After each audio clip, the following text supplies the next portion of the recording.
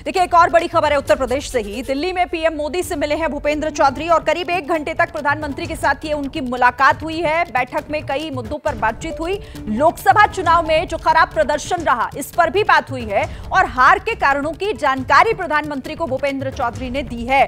तो देखिए, जिस तरीके से लगातार मीटिंग्स हो रही है, बैठक हो रही है और उसके बाद अब ये सारी बातें दिल्ली तक पहुंचाई जा रही है।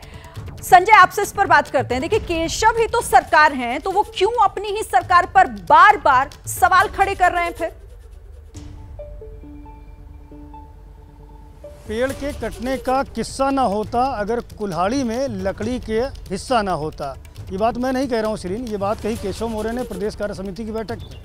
आप समझ सकते हैं इन 2 लाइनों में कितनी बड़ी बात छुपी है। हाल में जो लोकसभा का चुनाव हुआ था उसमें जिस तरह से हार हुई है, उस हार के कारणों की तरफ ये इशारा करते हुए 2 लाइनें केशव मौर्य ने कही थी, जहां हजारों की संख्या में पदाधिकारी और कार्यकर्ता मौजूद थे।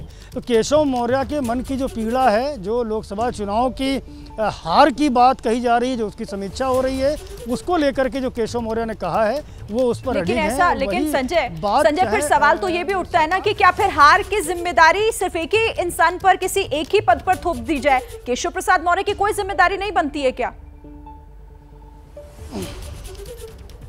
बिल्कुल बनती है। केशव मौर्य उत्तर प्रदेश के डिप्टी सीएम है। हार की जिम्मेदारी पूरी सरकार की बनती है, क्योंकि सरकार के सारे मंत्री चुनाव प्रचार में गए थे।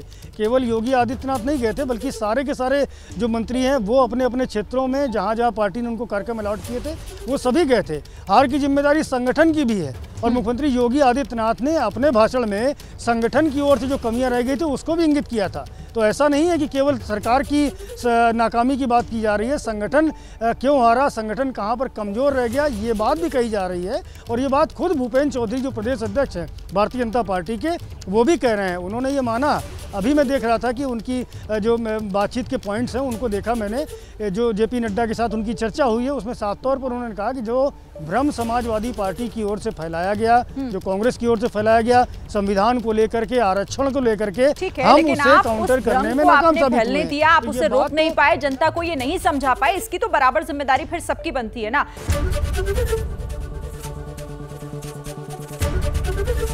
एबीपी गंगा, खबर आपकी, जुबान आपकी।